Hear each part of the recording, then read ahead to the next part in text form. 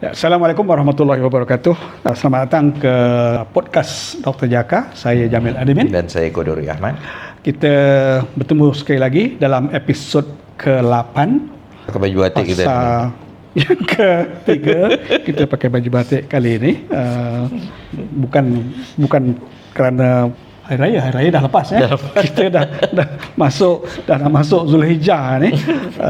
Okey, hari ini kita akan membincangkan, sambung kepada perbincangan kita dalam episod yang ke-7 yang lepas.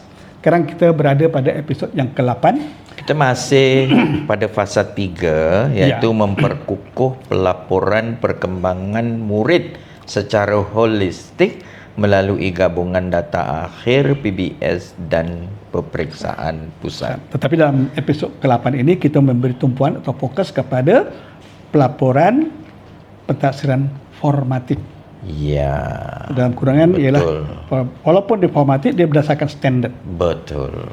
Formatif yang berdasarkan bukan standardized Bukan standardized. Tapi pelaporan formatif yang berdasarkan standard. Selalu orang keliru bila formatif ini tidak ada standard. Tak berstandard. Sebab ianya dibuat oleh guru ataupun dibuat oleh murid sendiri.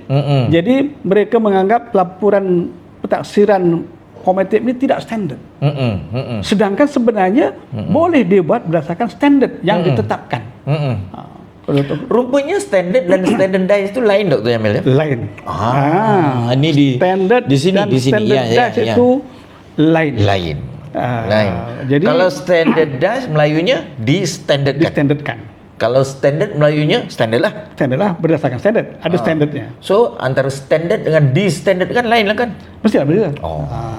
Bahasa Inggeris standard based dengan standardized test lain. Dalam pendidikan apa begitu? Standard education dengan atau pendidikan standard dengan pendidikan di-standard. Tak sama ya. Tapi yang nyata dalam pentadbiran, walaupun orang kata pentadbiran formatif ini dia macam ni lah tuduhan orang. Benda yang selalu Dr. Jamil sebut lah, standardized curriculum dan curriculum standard. Ya betul. Contohnya. Ya betul. Kan?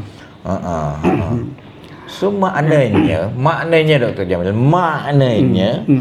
kalau yang standardized assessment tu mungkin boleh tak ada standard. Ya betul. Kan? Betul.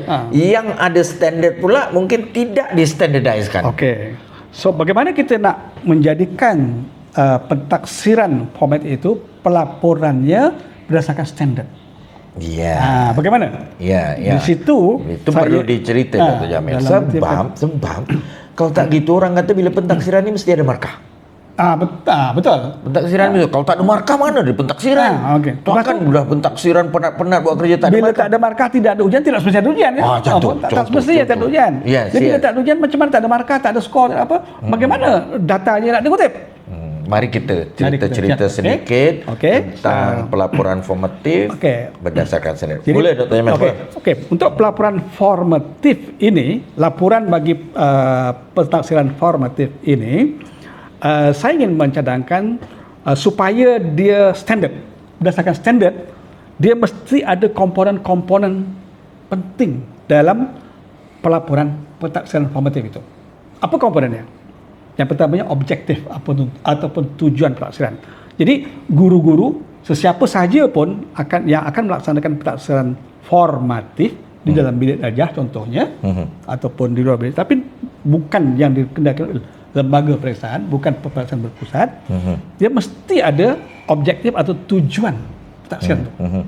Dia nak buat pentadbiran apa-apa sajalah.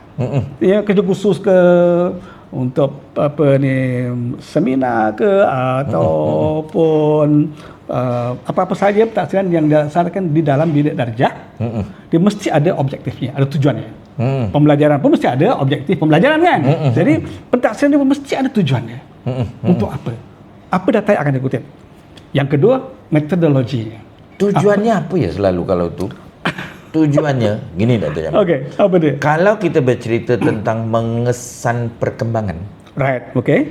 itu menjadi tujuan pentaksiran formatif. Okey. Maknanya kita nak kesan perkembangan tau, bukan hujung jadi apa tak. Kita katalah kita sekolahkan anak kita 6 tahun. Hari pertama, hari kedua kita kesan perkembangannya. Semalam tak jadi, hari ini jadi. Yang itu perlu formatif, Dr. Jamil. Yang itu perlu formatif. Itu formatif. Ataupun formatif ni tak boleh saya nak buat pentaksiran lah. Tujuannya apa? Tak tahu. Tak boleh. Mesti ada tujuan ataupun mesti objektif dia. Yang sebaik-baiknya ialah guru itu dalam dia punya rancangan pengajaran harian dia, RPH dia, mesti ada objektif pentaksiran. Objektifnya apa? Yang tadi contohnya mengesan perkembangan, tracking development. Tracking. Kita pernah tracking kan? Tracking atau trajectory ya. Trajectory. So mesti ada objektifnya. Yang kedua metodologinya, kaedahnya. Apakah teknik yang digunakan? Apakah teknik yang digunakan dalam pentaksiran formatif itu? Betul. Kalau tak ada tekniknya, pakai sebab setiap tujuannya lain, tekniknya mesti sama. Betul. Mesti ada tekniknya, mesti ada dia punya instrumen yang digunakannya yang berbeza mungkin daripada pentaksiran yang lain. Ada di antara kita, kawan-kawan kita lah. Kalau bila pentaksirannya mesti ujian, kata Emang. Bila pentaksirannya mesti ujian. Kalau ujian kalau macam ini, dia habis meniru semuanya ujian. Sebab pentaksiran formatif bilik darjah contohnya, bilik darjah, dia boleh menggunakan teknik senarai semak. Okey. Dia boleh menggunakan teknik tinjauan. Alright. Dia boleh menggunakan teknik temu bual. Tinjauan tu Inggerisnya apa? Observation. Tinjauan observation. Tengok, itu pun sudah mentaksir. Guru melihat, itu mentaksir. Betul. Bukan saja guru, murid melihat kawan dia pun, itu pun mentaksir oleh murid tadi kan. Betul. Self assessment contohnya kan. Betul. Jadi dia objektif tujuan dan kan. So kaedahnya juga sesuai dengan tujuan. Kalau tujuan lain, gunakan kaedah yang lain ataupun kaedah lain, metode lain, tujuan dia dah tidak yang kita pernah bincangkan, tidak reliable, tidak boleh dipercayai, tidak boleh diharap. Saya dulu masa kecil-kecil suka lompat tinggi. Lompat tinggi, Dr. Jamal. Lompat tinggi kan cikgu letak apa dia punya apa ya yang palang, kita lompat palang lah. Palang lompat tinggi. Tak lepas Dr. Jamal. Asyik tak lepas dia. Lepas tu cikgu tu tengok dia. Dia cadangkan gulung pula. Rupanya ada cara gulung tu. Naik gulung kat tu. Lepas tu Jamil. Itu tu pentaksiran akhirnya. Apa? Frostbite flop. Russian jump. Apa dia tapi gulung lah cikgu tu kata. Kau sendiri. Pusing gulung. Buat gulung. Lepas. Ada satu lagi sekarang ni kaedahnya. Kalau dulu kita lompat tinggi tu. Kita lompat terus ke pasir tu.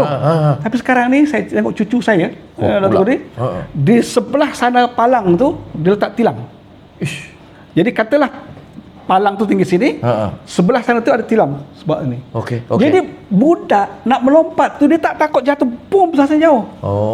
Jadi cucu saya tu boleh dapat nombor 2 tu. Apa? Sebab dia confident. Mana ada orang lebih tinggi dari dia kalau nombor 2 tu lah. Adalah. Tapi daripada langsung tak dapat. Okey, tak apa. So, jadi, apa yang kita nak tengok ni tadi ialah cikgu buat observation kita melompat. Lepas tu cikgu cadang, itu bentuk pentaksiran ya, Dr. Jamil. Itu bentuk pentaksirannya. Jadi komponen pentaksiran, komponen dalam pelaporan itu mesti ada satu objektifnya, yang kedua metodologi, yang ketiga dapatannya apa. Dalam metodologi dia gunakan instrumen apa itu masalah kan. Tapi kena ada dapatannya. Tak lepas tu dapatan lah ya. Dapatnya apa? Lompat-lompat tak lepas. Lompat-lompat tak lepas. Itu dapatan. Sebab apa? Kena dikaji lah. Sebab nanti dia akan apa tindak susulnya tadi. Nanti kemudian. Jadi mesti ada dapatan. Dapatan ringkasan keputusan dan arah aliran atau trend data utama. Jadi dia akan gabungkan lah. Semua tak boleh satu orang saja. Murid dalam kelas tu ada katalah 40 ke 30, tak kisah tak apa. So secara keseluruhan bagaimana, trendnya bagaimana. Sekolah ini nanti dibandingkan sekolah lain tak macam mana. Jadi dia kena dapatan. Sekolah lain semua boleh lompat. Sekolah ni semua tak lepas lompat. Itu jadi, dapatan nanti ya. Kalau pentaksiran yang pelaporannya tidak ada dapatan, Tak boleh lah kan, mesti ada dapatan. Sama juga pemeriksaan pusat ni, dapatannya ialah keputusan yang dikeputusan itu apa? Betul. Slip keputusan tu kan, itu dapatannya lah. Betul. Tapi formative assessment, walaupun secara dipanggil secara informal, tapi mesti ada dapatannya. Okay, saya pernah cerita dulu kalau pentaksiran itu mesti kumpul data buat makna. Yes. Betul. Okey. Dan dari pendapatan tu apa kesimpulannya? Kena didapurkan juga. Iaitu tafsiran dapatan mengenai hasil pembelajaran. Okey. Berkembang atau tidak kan tadi? Sebab tadi kita pasal 3 ni memperkukuh pelaporan perkembangan murid. Jadi ada tak perkembangan? Daripada masuk tahun 1 ke apa?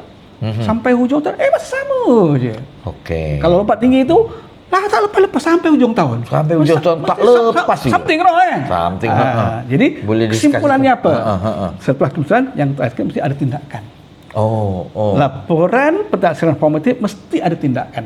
Tindak susul. Apakah langkah konkret yang dirancang untuk menangani keputusan yang kurang memuaskan atau perlu tak penambahbaikan? So itu semua kalau kita buat berulang-ulang formatif lah doktornya. Itu formatif. Itu formatif. Tapi kalau kita tak buat ini, tiba-tiba ujung aja. Tak jadilah, tak boleh lah macam tu kan. Jadilah kan. Tak boleh lah macam tu.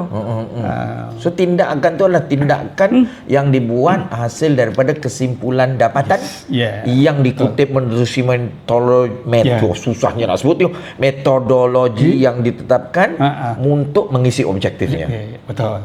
So itu dia punya 5 perkara itu itulah komponen utama pelaporan pentaksiran formatif. Jadi kena ada lah tu semua. Itu kena ada. Ini sekurang-kurangnya ni lah. Mungkin ada lagi kalau nak buat apa ni. Tak ada masalah. Mungkin ada artifaknya. Betul. Dia punya file-filenya.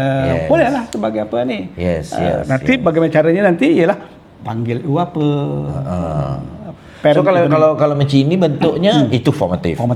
Tapi kalau tak buat apa-apa sampai ke ujung tiba-tiba kita bagi ujian itu sumatif ya. Itu sumatif.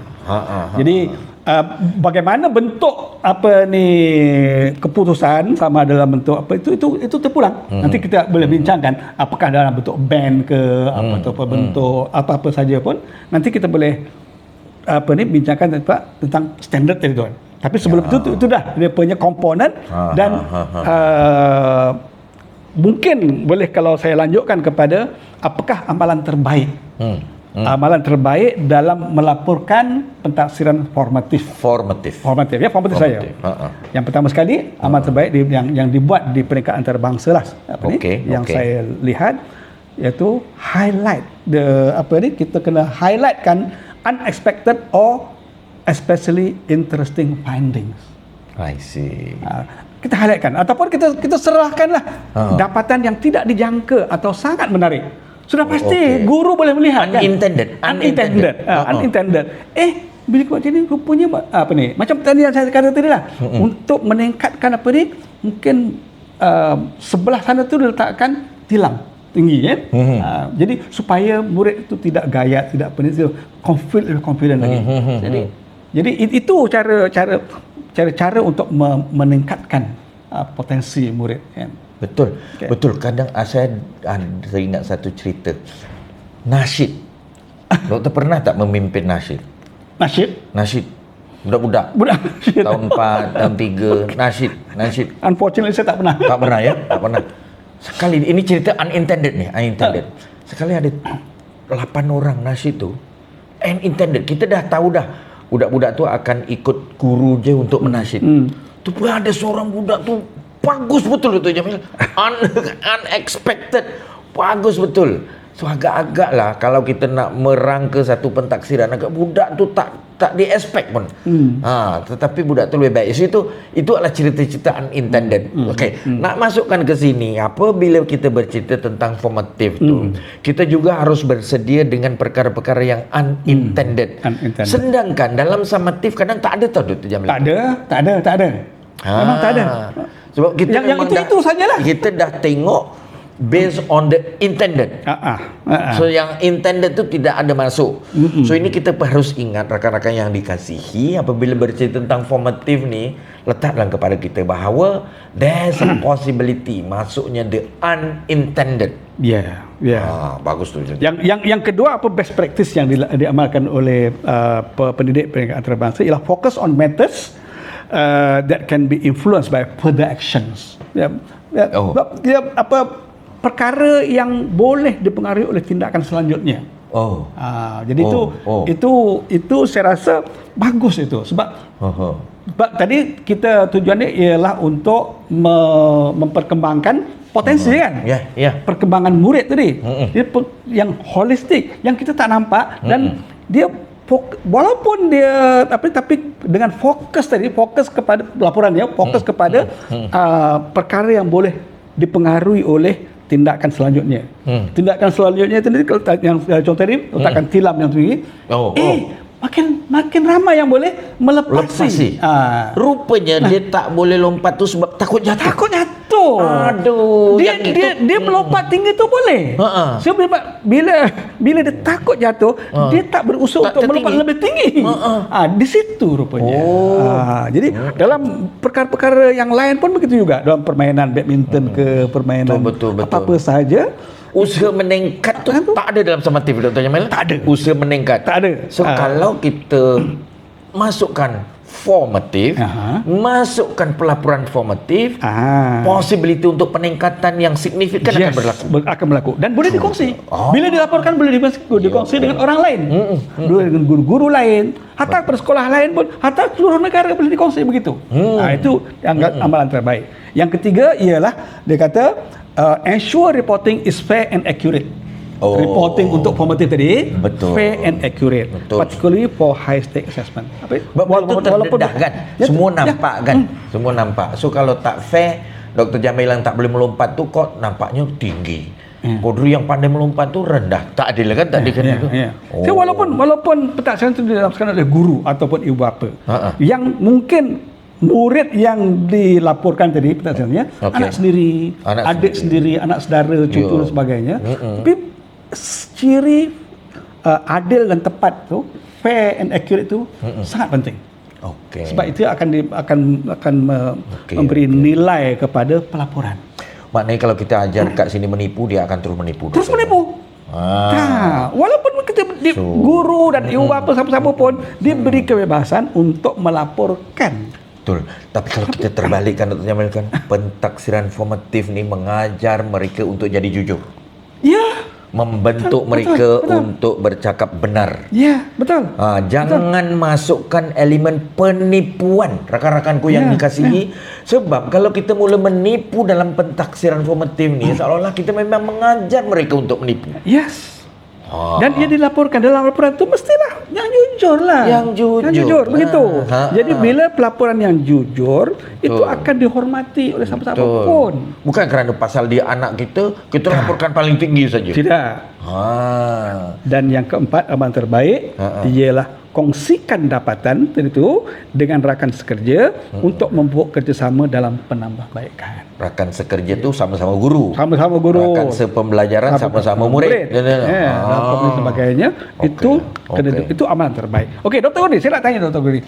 Apakah cara yang paling baik untuk murid tadi itu kan, perkembangan dan sebagainya itu, adakah kalau kita ada markah tadi kan?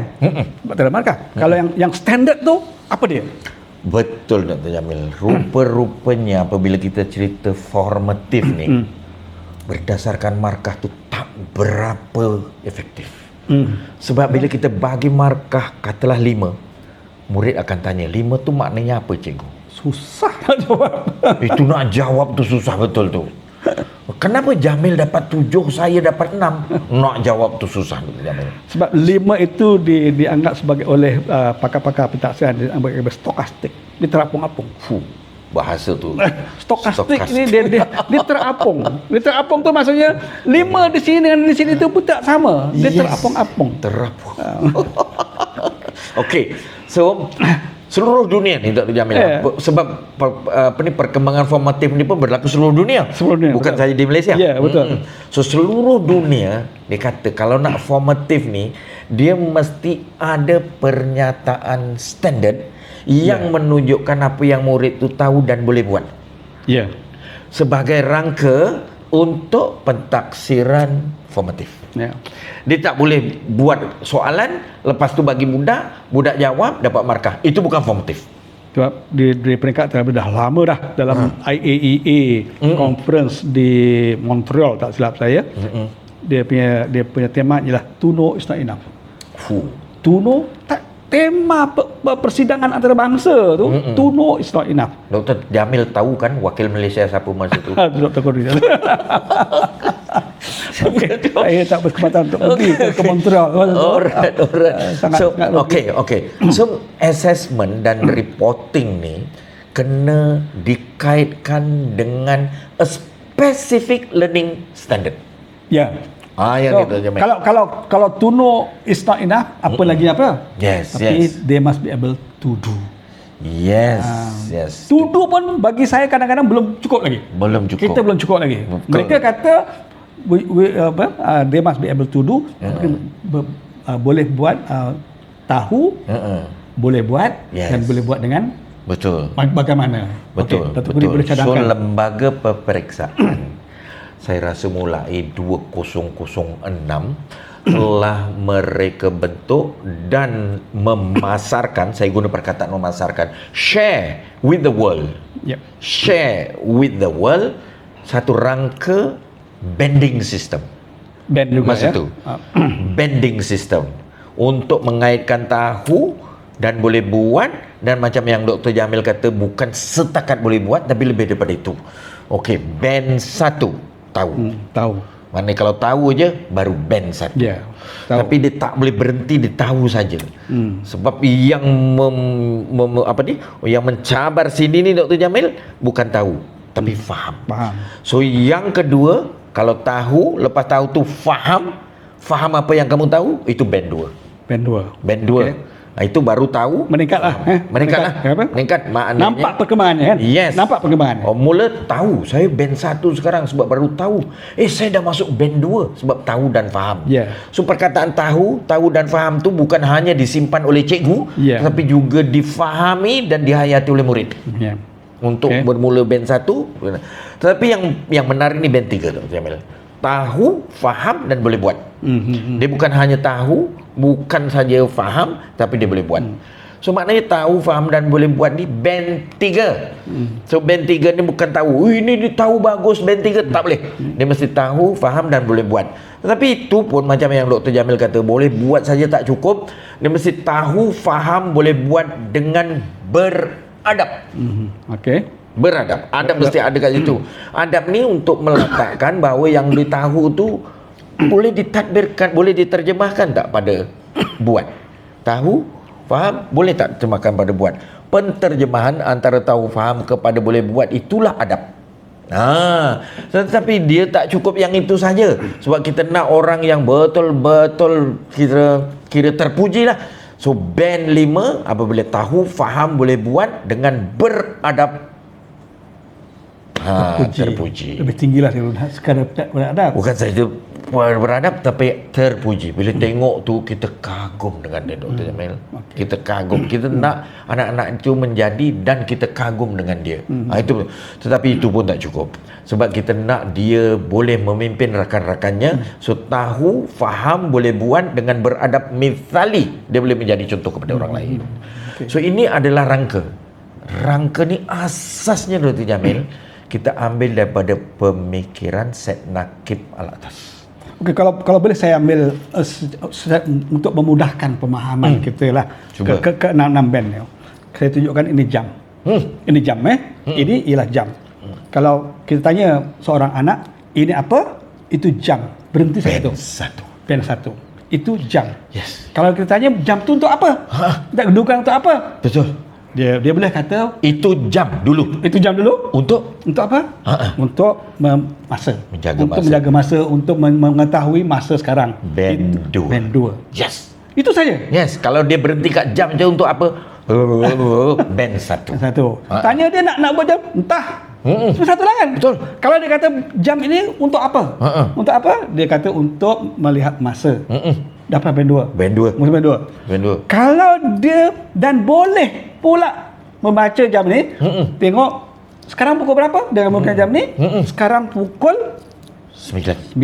Katakanlah. Dan kita nak makan pukul 10. Pukul 10. Maknanya dia tahu, faham dan boleh buat. Boleh buat tu maknanya boleh buat apa? Boleh tengok dan boleh diterjemahkan dalam hidup dia.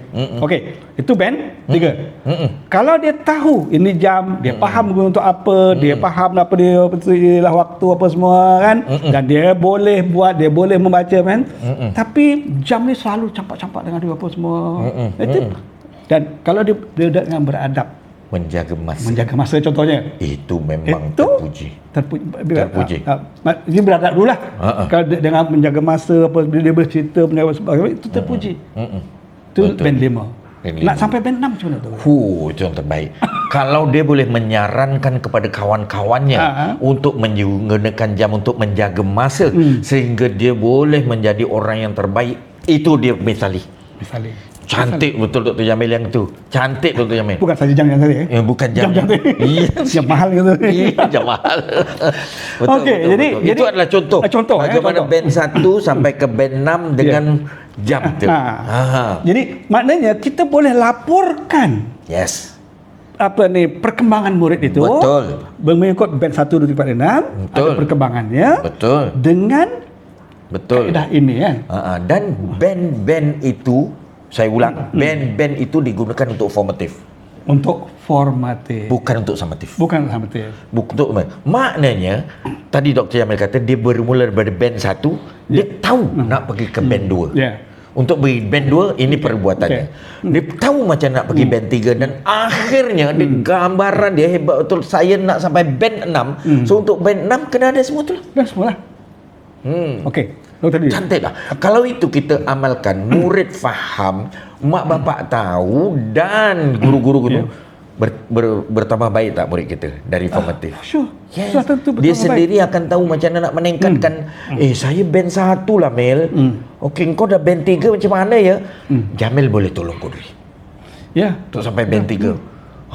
Itu si Hakim tu dah sampai band 6. Okey, kita belajar daripada Hakim macam mana sampai band 6. So that community tu akan menjadi community meningkat maju berdasarkan pentaksiran. So pendekatan ini Dr. Gori boleh digunakan untuk align pentaksiran. Align itu mensejajarkan pentaksiran dan reporting pelaporannya. Betul. Dengan apa? Standard pembelajaran yang spesifik, yang khusus. Betul. Dengan menyediakan clear picture. Betul. So, dan dengan macam mana? Dengan fahamnya dan dengan kita buat itu dan kita bersama murid-murid, para guru dan ibu bapa dalam pendekatan formatif berdasarkan standard itu kita mengikut perkembangan dunia, apa yang dipanggil C2C. Apa tu C2C? Itu yang seronok tu. Kadang-kadang kalau kita dengar saja C2C tapi kita tak faham formatif, tak masuk situ Dr. Jamil. C2C tu ialah perkembangan content to classroom. Apa tu content to classroom? Content tu apabila kita tengok kurikulum, kita nampak kontennya. Tapi konten tu bergerak tak ke dalam bilik darjah? Yang itu penting Dr. Ditakuti tidak bergerak. Tidak sampai sebab antara konten dengan classroom tu ada apa yang dipanggil standard. Konten, classroom ada standard. So benda tu berlaku ke tidak, dirujuk pada standard. Dan untuk merujuk standard tu kita kena ada pentaksiran. Dan pentaksirannya adalah pentaksiran formatif. Kalau kita tengok dulu dia, sekarang ni dia kata in today's data driven educational landscape. Itu Dr. Jamil, kalau kita tak ikut perkembangan tu, kita tak ikut situasi. Apa dia? In today's data-driven educational landscape. Maknanya dalam kita punya pendidikan sudah ada data-driven. Bila Dr. Guru cuba data-driven, data tu bukan semestinya angka ya? Betul. Bukan semestinya nombor ya? Betul. Okey. Betul. Data itu termasuk juga yang diperhatikan oleh guru, yang diperhatikan oleh rakan sebaya dan ibu bapa, itu juga data. Betul. Sebab disambut dengan satu, Dr. Jamil terjemahkan ni, standard based reporting yang kita cerita ni. Yeah. Standard based reporting has become an essential tool for measuring student progress. Student progress, perkembangan murid. Yes. Maknanya kalau kita lari dari formative, kalau kita tinggalkan apa yang kita kata standard based, kita mungkin tak menyertai institusi. Dr. Kodri, kandungan kurikulum yang negara kita menggunakan kurikulum kebangsaan. Betul. Yang akan dilaksanakan dalam bilik darjah itu, ya macam mana kandungannya, Dr. Kodri? Okey. Saya di sini banyak sangat cerita, Dr. Jamil. Saya kata, boleh tak kita berganjak daripada standard curriculum kepada curriculum standard? Ya, kalau kita lihat di peringkat antarabangsa, kurikulum standard dengan standard curriculum ini, standard curriculum maknanya ialah kurikulum yang distandardkan. Yang distandardkan, ya. Standard curriculum. Standard curriculum. Standard curriculum. Semua sekolah menggunakan kurikulum yang sama. Perkataan yang sama, ayat yang sama, organ yang sama. Okay. Isi kandungannya sama. Tak kisah di atas bukit atau di kuala sungai, sama. Guru tidak bebas sebebas-bebasnya untuk mengubah kandungan itu. Betul. Dan lokasi tak boleh berbeza juga lokasi. Contohnya di atas bukit tu cerita tentang ikan belida, di bawah pun kena cerita tentang ikan belida. Kalau dalam kurikulum tu ada cerita tentang lapangan terbang ataupun stesen kereta api, yes, semua kena cerita yang sama walaupun di kawasan pedalaman Sabah Sarawak. Tak ada kereta api. Yes. Tak ada lapangan terbang. Yes. Murid-murid di Sabak Bernam ini pun tak ada. Stesen bas adalah, bukan Sabak Bernam tak ada. Betul. Stesen bas pun kadang tak ada. Betul. Jadi adakah adil kalau kita samakan begitu? Berbeza dengan kurikulum standard. Kurikulum standard itu maknanya pihak ustaz dimulakan standard saja. Okey. Kurikulumnya diubah sesuai oleh kenderaan contohnya. Kenderaan contohnya. Tak perlulah ada kenderaan yang standard, tapi kenderaan yang berbeza-beza. Okey. Jadi saya rasa setakat itu saja. Kita akan bincangkan lebih lanjut dalam episod yang seterusnya, episod 9. Jangan lupa pentingnya formative assessment berdasarkan standard. Kalau masih belum clear lagi, kita kena clearkan yang ni, Dr. Jamil. Dan kontennya tadi kena dibawa ke dalam bilik darjah. Betul. Dan ada standardnya. Itu saja pertemuan kita dalam episod yang ke-9 ini. Podcast Dr. Jaka. Betul. Ingin mengundur diri. Saya Jamil bin Adimin. Bersopan betul Dr. Jamil. Dan saya Kodri Ahmad yang kali ini kita bercerita tentang pelaporan formatif. Jumpa lagi dalam episod yang seterusnya, itu episod yang 9. Sekian. Assalamualaikum warahmatullahi wabarakatuh. Waalaikumsalam warahmatullahi wabarakatuh.